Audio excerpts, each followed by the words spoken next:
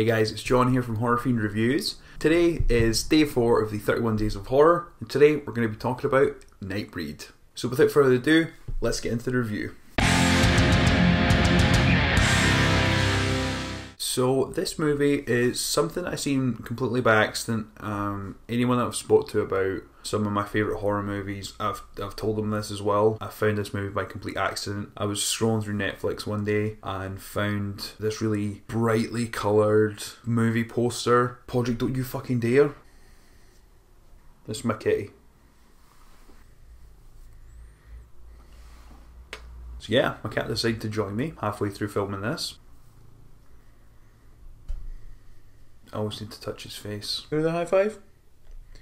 Thank you. But yeah, I found this brightly coloured poster on Netflix that, to me, it looked really weird. I read the description and it just, for the longest period of time, I just kept putting it off and off and off. And then one day I was super bored and decided to watch it. That, I'm so glad that I did, because this is one of my all-time favourite movies now and absolutely love it. But this movie was written and directed by Clive Barker, who you may know from Hellraiser. It's based on his book Cabal, which, if anyone knows about the movie, they've just released a new Cabal cut version of the Nightbreed. Clive Barker's been selling like conventions and stuff, so I highly recommend to check that out. Nightbreed follows Aaron Boone. He keeps having these horrible nightmares about these monsters and being chased through a graveyard. Goes to see this psychiatrist who's played by David Cronenberg. It's called Dr. Philip Decker. He's managed to convince Boone that these dreams are actually based on real life murders, and that he convinces him that it's Boone that has committed these murders. But it does turn out that the serial killer is actually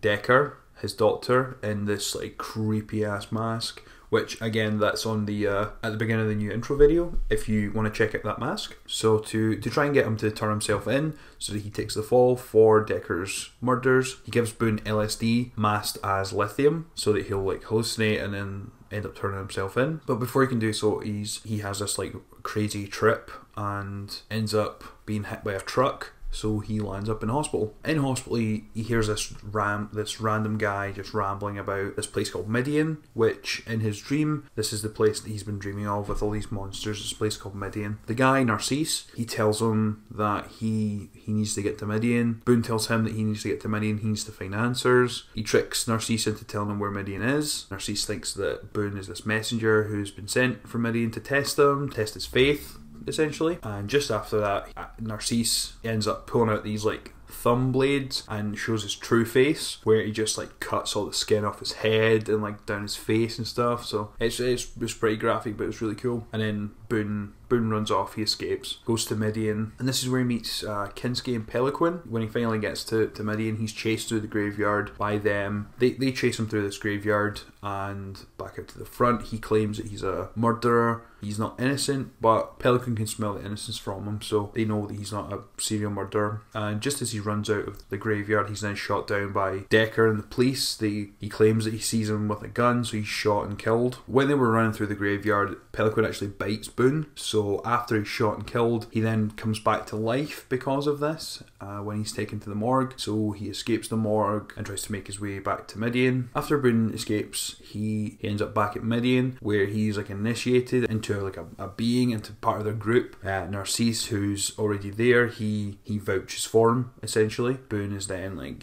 transformed into this like beast that like all these like crazy markings on his face, but he's like invincible. Which also as well, the leader of the creatures is a guy called Lelsbury. He's played by none other than Doug Bradley from Hellraiser. So yeah, Clive Barker loves him. Way back at the beginning of the story, Boone has this girlfriend called Laurie who he just up and leaves. She thinks he's had a psychotic break and he leaves. So she's on the hunt for him as well. She finds out that he's gone to a place called Midian. She starts to research that, meets this woman who takes her to Midian. When she's there looking for Boone, she ends up meeting Peliquin as well, who then like tries to scare her away. When she runs out the cemetery, she finds the woman that's got her to Midian lying dead.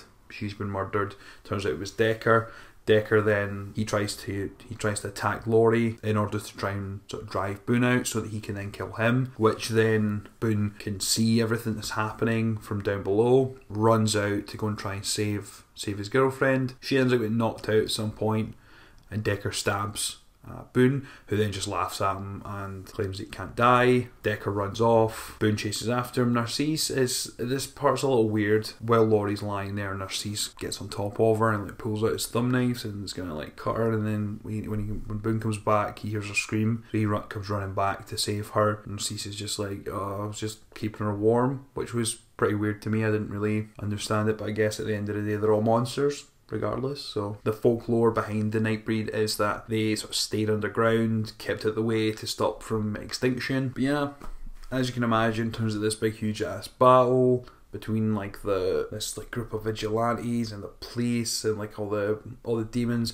and it's just awesome. It's just really great practical effects. Of course, if you've seen the sort of edited version, there's a different ending to what there is in the Cabal cut. So there's two different endings, so I'm not going to spoil the ending just because you can pick and choose whatever one you want to watch. But visually this movie is great. It's a stunning movie. I thoroughly enjoyed it. I love the characters. I love Boone. He's just a sort of righteous warrior who leads this group of oppressed people into a different way of life. Always stands by them to fight for what they believe in.